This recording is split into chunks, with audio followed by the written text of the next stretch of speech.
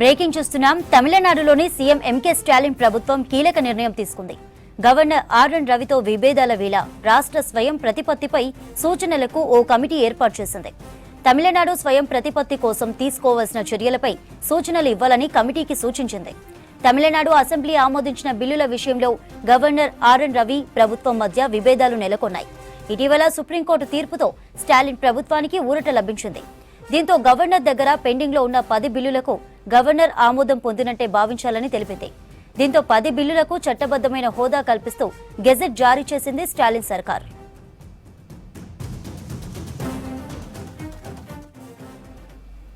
Details తెలుసుకుందాం. Mother live లో ఉన్నారు. మదర్, తమిళనాడులో సీఎం స్టాలిన్ ప్రభుత్వ నిర్ణయంపై డీటెయిల్స్ ఏంటి?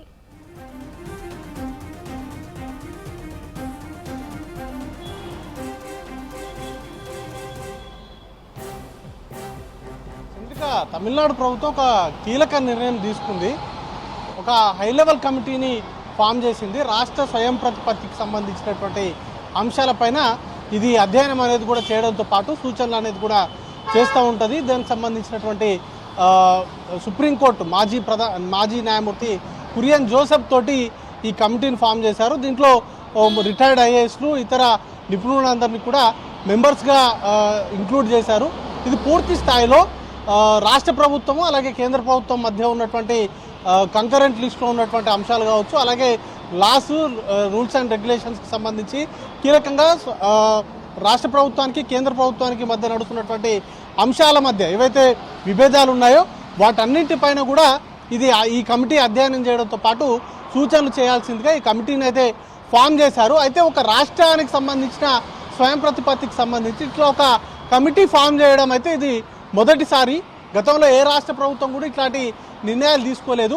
బట్ తమిళనాడు ప్రభుత్వం మాత్రం ఈ హై లెవెల్ కమిటీని ఫామ్ చేసింది. అక్కడ గవర్నర్కి అలాగే రాష్ట్ర ప్రభుత్వానికి మధ్య చాలా అంశాల్లో విభేదాలు ఉన్నాయి. ముఖ్యంగా పెండింగ్ బిల్లులకు సంబంధించి రాష్ట్ర ప్రభుత్వం అలాగే అసెంబ్లీ ముఖ్యంగా క్యాబినెట్ తీసుకున్నటువంటి ఏవైతే పాస్ చేసినటువంటి బిల్లులు ఉన్నాయో వాటిని ఆమోదించకుండా చాలా రోజుల పాటు అక్కడ ఉన్నటువంటి గవర్నర్ ఆర్ఎన్ రవి చాలా రోజుల పాటు పెండింగ్లో ఉంచారు. దాంతో ఇటీవలే సుప్రీంకోర్టు కూడా చాలా క్లియర్ జడ్జిమెంట్ అనేది కూడా ఇచ్చింది. ఆ బిల్స్ అనేది కూడా పాస్ అయినట్టుగా భావించాల్సిందిగా తీర్పులో పేర్కొన్నటువంటి నేపథ్యంలో వాటికి సంబంధించినటువంటి చట్టం చేస్తూ బిల్లులకు సంబంధించినటువంటి నోటిఫికేషన్స్ అనేది కూడా రాష్ట్ర ప్రభుత్వం గెజిట్ అనేది కూడా విడుదల చేసింది.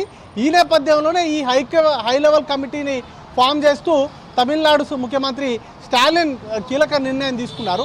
అయితే చాలా వరకు కూడా ముఖ్యంగా గవర్నర్కు సంబంధించినటువంటి బిల్లుల పాస్ విషయంలో కావచ్చు, లేకపోతే అసెంబ్లీలో గతంలో ఆయన గవర్నర్ ప్రసంగాన్ని కూడా మధ్యలో ఆపేసి వెళ్ళిపోయినటువంటి సందర్భాలు కూడా చాలా ఉన్నాయి.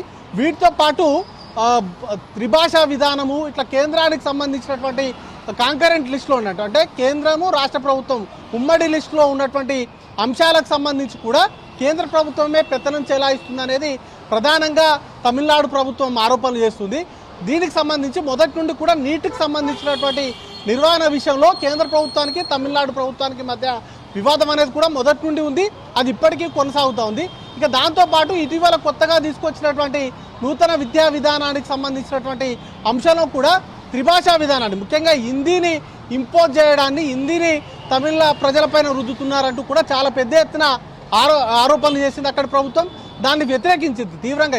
హిందీ భాషను రుద్దడం పైన దాన్ని తీవ్రంగా అక్కడ ప్రభుత్వం ఆక్షేపించింది. దానికి సంబంధించినటువంటి అంశాన్ని కూడా తప్పుపడుతూ వారు నిరసనలు అనేది కూడా పాల్గొన్నారు. ఆ తర్వాత రూపీకి సంబంధించినటువంటి సింబల్ కూడా తమిళనాడు ప్రభుత్వం మార్చుతూ ఒక నిర్ణయం అనేది కూడా తీసుకుంది. దాంతోపాటు డీలిమిటేషన్కు సంబంధించినటువంటి అంశాలపైన కూడా మొదటి నుండి ఆందోళన చేస్తుంది తమిళనాడు ప్రభుత్వం. దీనికి సంబంధించినటువంటి అంశాలపైన ఇప్పటికే ఒక సమావేశాన్ని ఏర్పాటు చేసింది, జేఏసీని ఏర్పాటు చేసింది. దానిపైన ఫైట్ను కూడా కొనసాగిస్తామని చెప్పింది. ఇక ఆ తర్వాత కీలకంగా గవర్నర్ వ్యవస్థను ఉపయోగించి రాష్ట్ర ప్రభుత్వాలు ఎక్కడైతే విపక్ష పార్టీలకు సంబంధించిన ప్రభుత్వాలు అధికారంలో ఉంటాయో ఆ రాష్ట్రాలను ఇబ్బందులకు గురి చేసే విధంగా గవర్నర్ వ్యవస్థను వాడుకుంటుందంటూ కూడా ఆరోపణలు చేస్తుంది. దానికి తాజా ఉదాహరణగా ఇటీవల బిల్లులను పెండింగ్లో ఉంచడం కావచ్చు, అంతకుముందు అసెంబ్లీలో జరిగినటువంటి అంశాలు కావచ్చు, వీటన్నిటినీ కూడా తమిళనాడు ప్రభుత్వం చెప్తా ఉంది. కాబట్టి ఇట్లాంటి అంశాలపైన పునరావృతం కాకుండా వీటికి సంబంధించినటువంటి ఎలాంటి